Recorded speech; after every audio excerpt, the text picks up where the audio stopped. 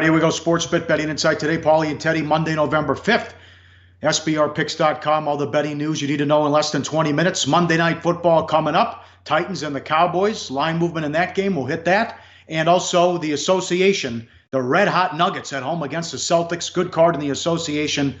A great ATS and underrun for Denver as they're off to an 8-1 start. We'll get to all that coming up and the play of the day. We'll get to bad beats, bad bets, bad for the books in a second. Bad for the books. It was a horror show for the books, at least Sunday. The only saving grace is that they've been crushing it Saturdays in college football. But some quotes saying it was a knockout for the players.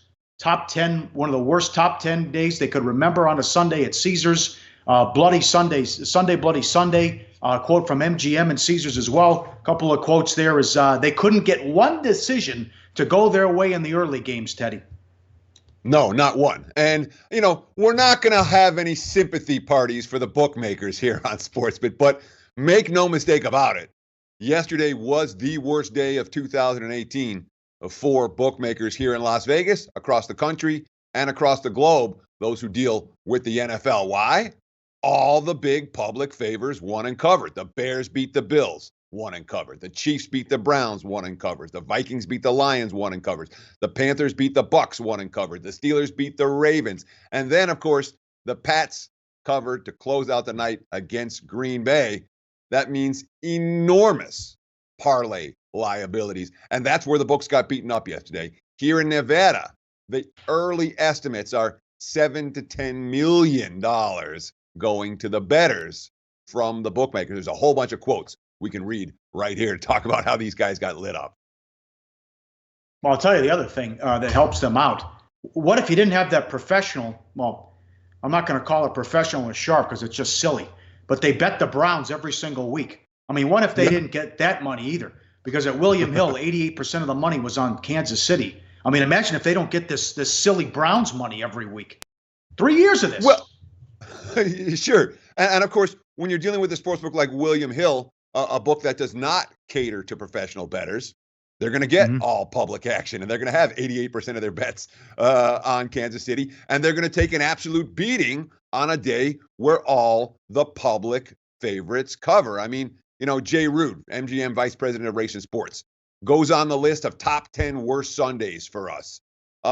Caesars Palace Sportsbook Manager, quote, "Today's outcomes have been less than ideal. I don't know exactly where it'll fall on our all-time list, but it's one of the worst NFL Sundays that I can remember." Jeff Davis from Caesars, bad, really bad. We won one key decision today.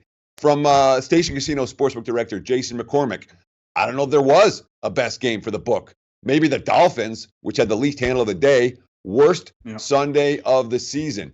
Boyd Gaming, Bob Scucci, the public just nailed it. They had the big favorites, Bears, Chiefs, Panthers, and Vikings, as well as the short dogs, Texans and Steelers, and a lot of the overs. By the time we got to the two biggest games, Packers, Patriots, and Rams, Saints, there were so many parlays alive that we were going to lose no matter what. Of course, Jay Cornegay, maybe the best quote of them all. "We took a big punch today. It could snowball into Monday. Good thing is, we'll be open on Tuesday." And of course, with the guys from New Jersey and Mississippi and Pennsylvania whining and moaning about the bad NFL Sunday, quote, one unnamed Nevada bookmaker, this is a great article by David Payne Purnham, says, "Welcome to sports betting. The books will not win every weekend. And this weekend, certainly Sunday, particularly bad game, a bad day for sports books." They'll win every month, though. Haven't lost since July of 2013. I guess a couple of the bad bets, the one decision, the Rams went from +2 to -2 and lost by 10 in New Orleans. I know there was a big bettor at MGM who kept betting huge money. And then they moved the line, he hit it again. They moved the line, he hit it again as he got beaten that one. And the Packers 6.5 down to 5. They lose by 14. Doesn't matter. We'll put Patterson in the backfield. Key fumble again by a Green Bay running back. This time it's Jones. They had 17 points with 11 minutes left in the third quarter. Patriots shut them out the rest of the way. And where did that pass rush come from? Yeah, good question. And of course, I think it looked like a couple of teams had some fatigue yesterday. I thought Green Bay was a little bit wiped out in the second half after They've been through a lot over the course of the last 2 weeks, and flying coast to coast didn't help in that regard. I thought the Rams looked out of gas in the fourth quarter against New Orleans. They've been through a lot. So, yeah, there were a handful of games that the bookmakers took, didn't get their butts handed to them, but certainly wasn't a good day for the house. But lots and lots of bad results for the books. All right, bad for the books. Lions-Vikings under 50.5 down to 47. An in-game wagering dream. You knew the Lions weren't scoring. Your buddy was sacked 10 times. And then a horrible pitch play, which resulted in a scoop and score, rather. Stafford was terrible. Vikings lose 24-9. He's going to get killed if Mac plays Sunday in Chicago. Jets-Dolphins under 45 down to 42. I thought it would go down even lower because you had the Miami game with the quagmire and the field conditions. Short turnaround. Didn't matter. One touchdown. It was a pick six, 13-6 in that one. Dolphins win. Texans plus 2.5 down to 1. They won 19-17. Vance Joseph blew that. Some horrible decisions. Bucks Panthers over 54 up to 55.5, and the Steelers plus 3 down to 1.5, one outright. Sure. And, you talk about the field conditions in Miami. Bettors were all over that. They pounded that under. That, another, and again, you were talking about all the public winning.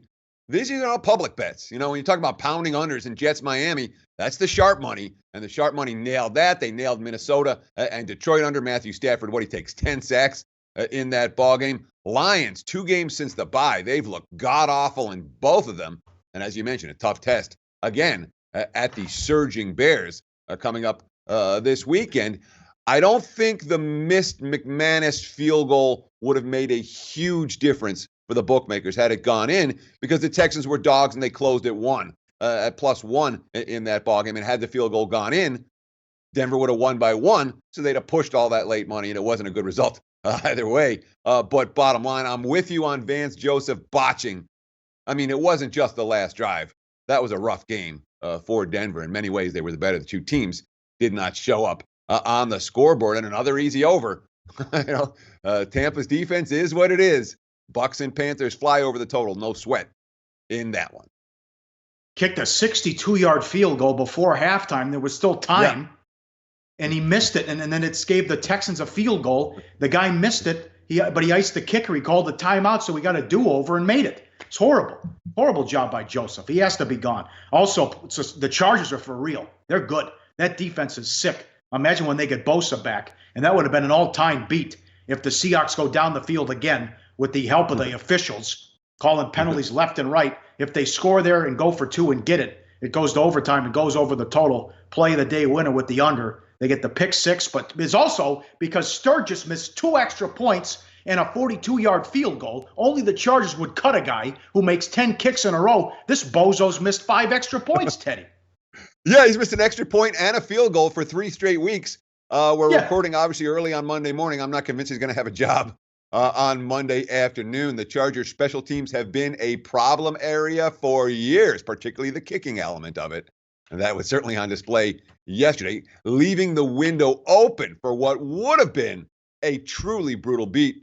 I'm glad it didn't come through, Pauly. That way we were able to cash our play of the day winner with the Chargers and the Seahawks under the total. All right, Tuesday's college football. We'll run through all the bad beats and what happened there with college coming up on Tuesdays, and college basketball starts tomorrow. Monday Night Football, Cowboys 4.5 and 40 against the Titans. Got up to 6.5 and now back down to 4.5. Both teams come in, same spot, same record, both off a bye and both off a tough loss. The London game and then the Cowboys losing to the Redskins. We'll see if the bye week helps out these two offenses. They make the trade for Cooper, and the Titans, again, running that 1972 vanilla offense that they have, as I thought LaFleur would make a big difference coming over from the Rams. It hasn't worked out. Football Outsiders, offensive rankings, Cowboys are 24th, 27th passing attack. Tennessee is 27th. This from Mark Lawrence. This has been a problem since they put that new stadium in place. Number one, Garrett's been horrible at home. Garrett's has a better road record, if you can believe it. But from Mark Lawrence, off a straight-up and ATS loss, Garrett is 1-16 at home. ATS the next game. My God. That's pretty rough. Not a track record of success in that role. That being said, the long-term numbers do not mesh with the current numbers here in 2018. The Cowboys 3-0 straight up at home this season. 0-4 on the highway. It has not been the Cowboy teams of years past that couldn't possibly cover a number at home. They're 2-1 ATS in those 3 home victories. And of course, Dallas has been very, very consistent this year. They've alternated wins and losses in every game. LW, LW, LWL.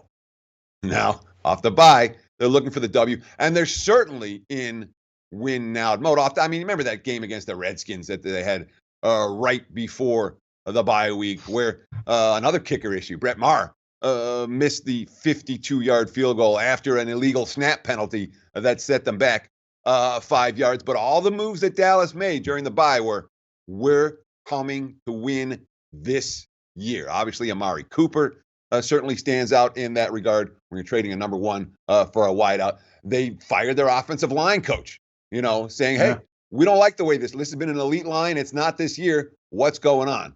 Head coach Jason Garrett, we're always trying to get better. We believe very strongly in our team. We have a young football team. We played some close games here in the early part of the season. We won one of them. We lost a couple of them. We're going to learn from those experiences and keep going. All right. Now we have the issue. The win isn't enough. The win by a field goal isn't enough. Dallas has to win by margin here against a Titans team that's lost 3 straight, but 2 of the 3 losses, Pauly, coming by just a single point. Well, they played well. They played well against Philly. Other than that, the offense has struggled. It's 15 points per game, 31st in scoring. Now, Mariota was playing through injury early on. He had to come out there when they beat Jacksonville 9-6. He replaced Gabbert, who got hurt. This is 2 years in a row, Teddy. And the thing was, Malarkey got fired because they had no creativity or imagination on offense and couldn't do anything. Well, they still went to the playoffs and won a playoff game. They fired him anyways. So even though you have Vrabel and LaFleur coming over, Vrabel, the new coach, and LaFleur coming over from the Rams, it's still the same old, same old. Sure, and it's not just points scored. You say you're number 31 in scoring at 15 points a game. They're number 30 in total offense. They're 0-3 since that 3-1 start. Now, 2 of the 3 losses did come by a single point. But those 2 losses came against the Bills, can't be losing to Buffalo, and the 3-5 Jags in the midst of their worst slump of the season. In the game in between, they were shut out by the Baltimore Ravens. Now, certainly, Mariota's only thrown 1 touchdown pass in the last 3 games. Only 3 in the 6 games that he's played this season. He's thrown more picks, 5, than touchdowns, 3 on the campaign. But just celebrated his 25th birthday on last Tuesday. And what did he do? He took the glove off his throwing hand for that birthday. He's worn the glove since the elbow injury in the season opener. And his quotes, yes, I've been able to practice without the glove. It feels good. It feels better. Bottom line is, this is not a team with a lot of downfield weapons. Corey Davis, their leading receiver, 30 catches, 395 receiving yards. He had just 10 receiving yards in the loss to the Chargers. But if this team's going to win, they are going to have to run the football effectively throughout the contest. That means Derrick Henry grinding it out on the ground, something he has not done effectively this season. Just 33 yards and 12 attempts against the Chargers. For the season, just 3.5 yards per carry, 273 yards on the ground for the campaign. If Tennessee's going to hang in this ballgame, it's going to be Henry. That's the difference maker. So far, we haven't seen a lot of that capability from the Tennessee Titans running back. All right, that's play of the day. We'll get to all that at the end of the show. Good game in the association tonight. Denver at home against Boston. Celtics continue their road trip. Denver's only 2, and I don't know what's going on here. It's up to 2-10. I can't figure it out. The Nuggets are 8-1 straight up. They're 7-1-1 against the spread. Could be 8-1, depends how you want to grade it. They're 7-2 to the under. They are number 3 in defensive efficiency. Malone's done the impossible. He's getting them to play defense. 8-1, Golden State's 9-1, and they beat Golden State. The only loss at Los Angeles, they were up 8 in the fourth quarter. Celtics, number 1 in defensive efficiency. They are 27th in offense. It doesn't make sense while they're betting the over here as well, as the Nuggets are off to a hot start. Celtics off the tough loss as Oladipo buried them in Indiana. What a story here by Malone and the Nuggets early on as they try to go to 9-1 and continue this great run playing low-scoring games. Also held Golden State to under 100 points. Sure, and this is heavy steam. This isn't a little bit of steam coming in on the over in this ballgame. Every morning, I do a ticket And I send over the numbers at the time, and then once in a while you got to adjust. And then I had to adjust again, and then I had to adjust again to get that graphic to read 210 on this ballgame, because it's been steady steam all morning on this over. And you mentioned it. Denver 7-2 ATS, 7-1-1 ATS, 7-1-1 to the under. The Celtics, number 1 in defensive efficiency in the NBA so far this season, and number 20 in pace. So their defense has been great, and they're not running up and down the court. And yet, over money pouring and pouring and pouring in. It hasn't stopped, at least not so far. It may stop, obviously, some point this afternoon. Now, Denver off 4 straight wins. They stepped up in the fourth quarter against Utah in their last game out. Jazz, of course, didn't have Donovan Mitchell in that ballgame. You talked about that only loss. And when you want a team to retain value, where do you want them to lose?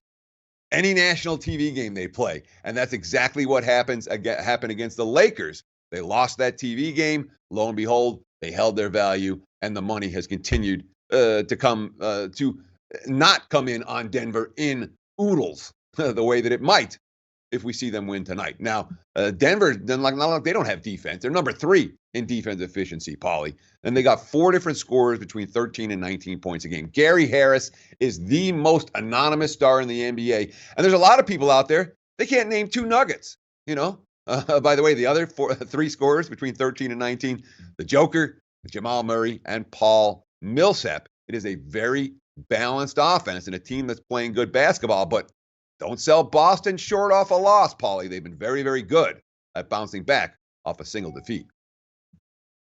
Well, it's a tough road trip, and it's a hard place to play, and we'll see if those fans buy in. They were near the bottom in attendance last year. They're off to their best start since the mid-'70s, and this is a great turnaround with Denver here. We're playing with all these unders in the start they're off to as well with Malone. I think maybe the reason for the move, the Celtics have been shooting a ton of threes. Yeah. So, it would take time as Hayward comes back and Kyrie comes back. And Kyrie struggled early on, and it's going to be hard for Hayward to get a lot of minutes too. But they were bombing a lot of threes, and they're lucky. Remember, they had almost did an NBA record in that Milwaukee game, and were lucky they won. So a lot of things that Stevens has to fix here early on with the Celtics. Sure, they hit 24 threes against the Bucks and needed every one of them to win and cover, although that might speak something about Milwaukee, who's been a pretty good team for bettors in early season play. But the Celtics, 6 guys averaging in double digits. Very balanced. Nobody averaging more than 32 minutes a game. That's deep, deep rotations for Brad Stevens, and that's what you want when you're playing in altitude in Denver. Boston, off a loss. They've won every game so far this season off a loss. They haven't covered. Sometimes they've been laying, but they've been very good at bouncing back off a defeat. And, of course, the concept of the Celtics getting points, that, too, has been a concept that makes sense for Boston backers in this ballgame. 6 of the Celtics' last 7 games have been decided by 6 points or less. 4 of them have been decided by 3 points or less. They've been good at winning the close games. They won 4 of the 6 close ones. But the bottom line is Boston isn't blowing teams off the floor. They're not getting blown off the floor.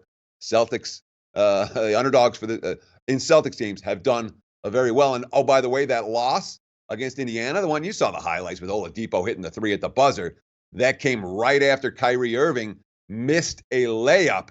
He was not pleased after the game. I smoked the layup. That's what it comes down to. I think Boston comes into this one with a little bit of a chip on their shoulder. And things I'm not going to do this year, bet against the Celtics off a loss. It's Boston or pass for this bet.